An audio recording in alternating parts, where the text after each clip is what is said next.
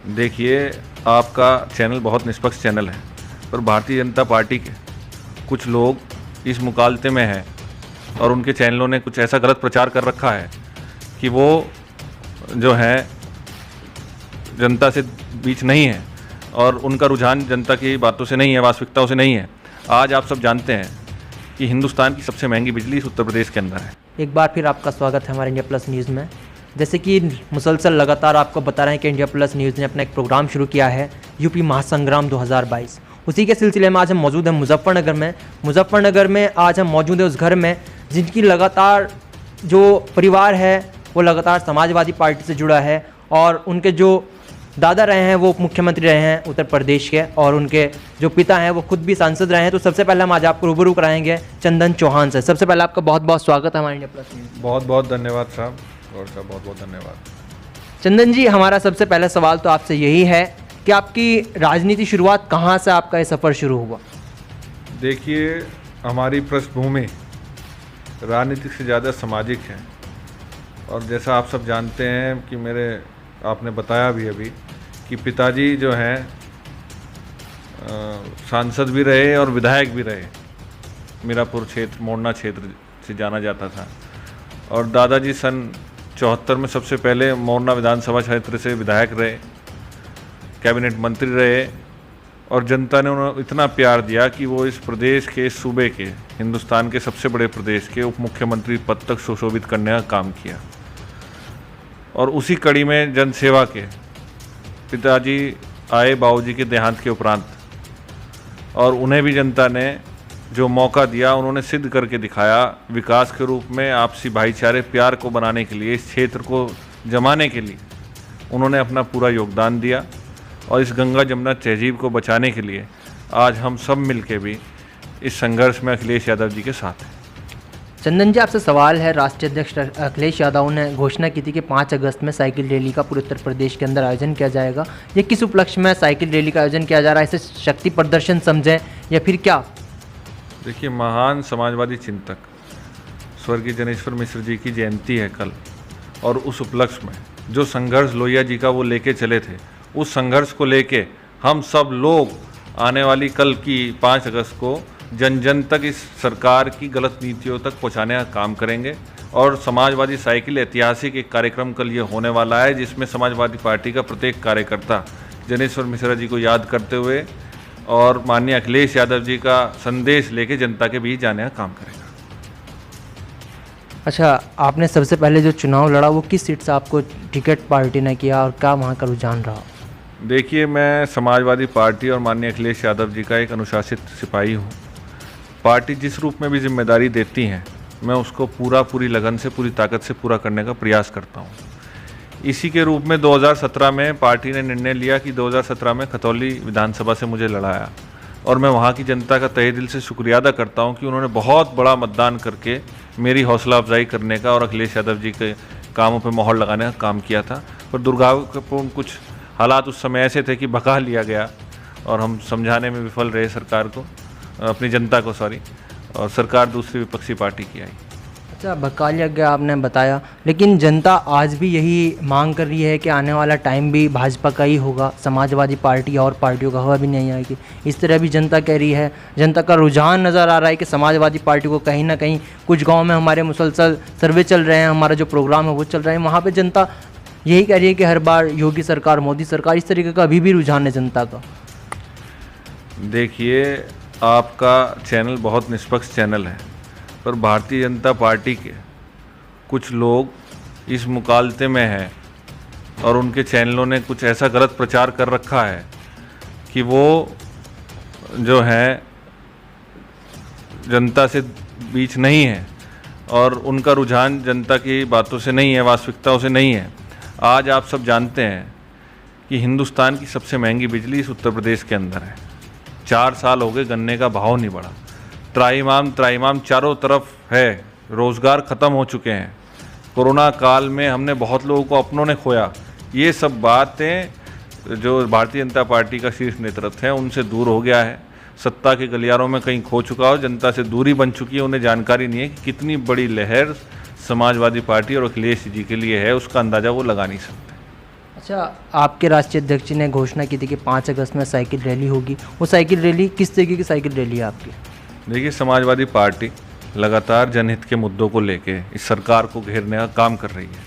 चाहे वो किसानों की दुगनी आय का मामला हो, सबसे महंगी बिजली का मामला हो, डीजल पेट्रोल की भाव का मामला हो जो इस समय पूरी दुनिया में सबसे सर्वोच्च पद जो है रेट है हमारे यहाँ, चाहे बिना जाए बच्चों की स्कूलों की फ़ीस हो, किसानों की दुगनी आय का मामला हो, इन सब मुद्दों को लेकर आज़म खान साहब के ऊपर झूठे मुकदमों में फंसाने का उनके ऊपर जो प्रताड़ना चल रही है उसको लेके समाजवादी पार्टी सड़क से लेके संसद तक अपना विरोध प्रदर्शन करने का काम कर रही है। उसी के अनुरूप आज जो है हमारे कल जो है आने वाली 5 तारीख को राष्ट्रीय अध्यक्ष जी के निर्देश पर हम सब गांव-गांव तक साइकिल यात्रा निकालेंगे और उस साइकिल यात्रा को जन जन तक पहुंचाने का हमारा मकसद रहेगा कि जो ये गलत नीतियां जो भारतीय जनता पार्टी की सरकार है उसको जन जन तक पहुंचा के 2022 में अपना जो है एजेंडा जनता के सामने रखने का काम करेंगे। अच्छा, अभी आपने बताया आज़म खान की लड़ाई भी समाजवादी पार्टी लड़ रही है, लेकिन जनता का रुझान, अगर हम मुस्लिम समुदाय की बात करें तो मुस्लिम समुदाय इस चीज़ को देखते हुए बार बार इस तरीके के काफ़ी सोशल साइट्स पर और लोगों के जहन में कहीं ना कहीं से हमारे जो सोर्स हैं पता लगता है कि लोग कह रहे हैं कि समाजवादी पार्टी हो या फिर समाजवादी पार्टी के कोई नेता हो, आज़म खान की आवाज़ नहीं उठा रहे। और अभी हाल फिलहाल का मामला है अभी इनका एक मुकदमा जो था जवाहर यूनिवर्सिटी को लेकर के कोर्ट ने सुना है कि वहाँ के जो गेट है, जो वहाँ का मेन मुख्य रास्ता है, उसे तोड़ने का आदेश है, क्योंकि वो तो तालीमी दायरा है। तो उस चीज़ पे भी समाजवादी पार्टी के जो नेता हैं, लोगों का कहना है कि आज़म खान साहब की आवाज़ नहीं उठा रहे। ऐसा किस तरीके का रुझान है? कहीं देखने में मिलता है तरह तरह के पोस्ट हो रहे हैं कि आज़म खान का फ्लैग से फ़ोटो हटा दिया गया है। इस तरीके को क्या कहेंगे आप? किस तरीके का सिस्टम है, क्या चल रहा है? लोगों के माइंड में तरह तरह के सवाल हैं आज़म खान को लेकर के। देखिए, ना कि आज़म साहब हमारी पार्टी के वरिष्ठ नेता हैं, वो समाजवादी परिवार के, हम सबके मुखिया भी हैं और एक राजनीतिक ही नहीं पारिवारिक संबंध हम सबका आज़म साहब से है और वो बेहतर जानते हैं, उनका पूरा परिवार पूरा जानते हैं कि परिवार के सदस्य के सारे हम दुख सुख में हमेशा साथ खड़े रहे हैं। और ये कुछ पार्टियों का कुछ एजेंडा हो सकता है, विपक्षियों की बात हो सकती है, वरना जो भारतीय जनता पार्टी ने जुल्म की इंतहा कहते हैं, आप तो गेट की बात कर रहे हैं, मुर्गी चोरी, बकरी चोरी, भैंस चोरी के आरोप तक लगा के कोई सोच सकता है?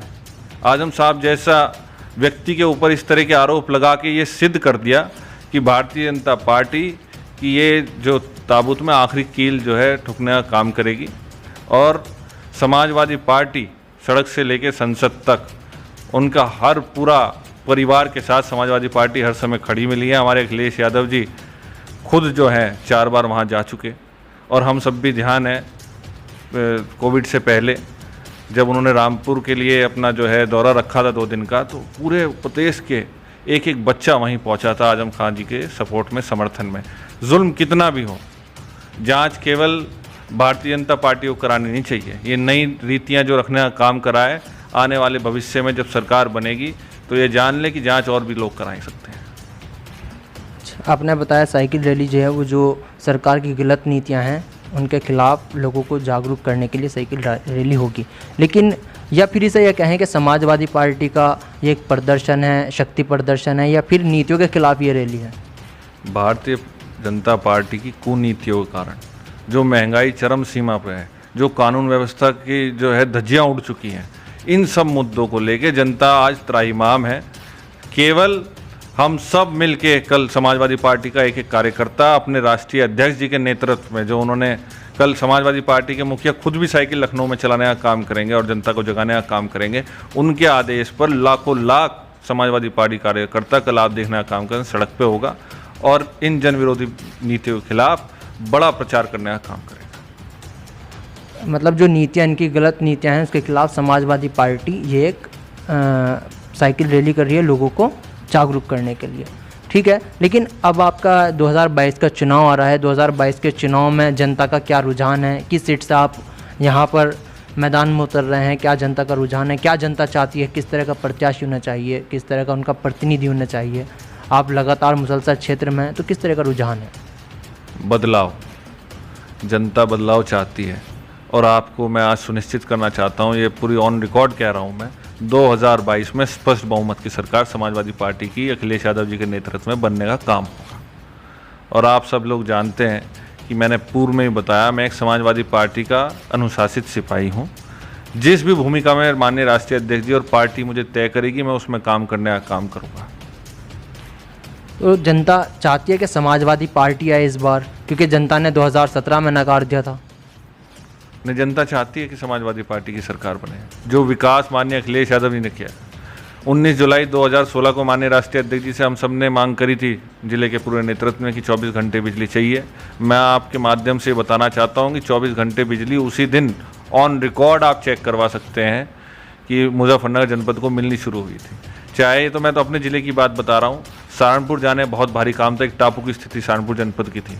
आज ऐसी सड़क है हम 40-45 मिनट में वहाँ पहुँच जाते हैं। चाहे लैपटॉप वितरण हो, साइकिल हो, पेंशन हो, मैं क्या बताऊँ कितने मुद्दे किसान हित, रोजगार परक नीतियों के कारण युवा रोजगार मिले थे।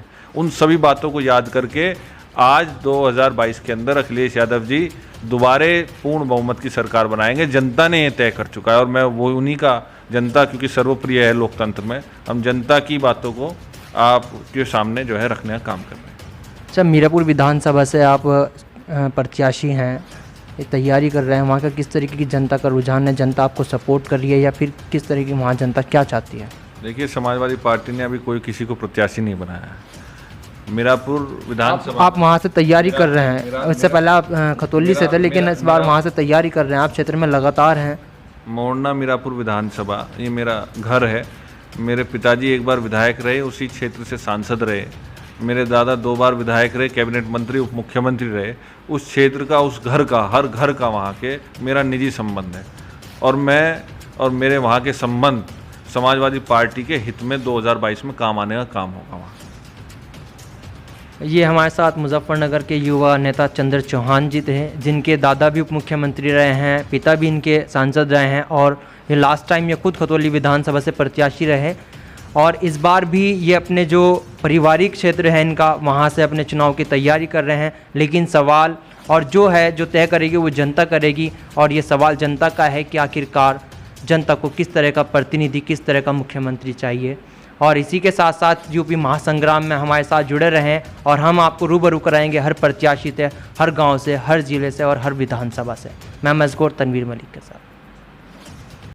इंडिया प्लस न्यूज़, सिर्फ वही जो सही।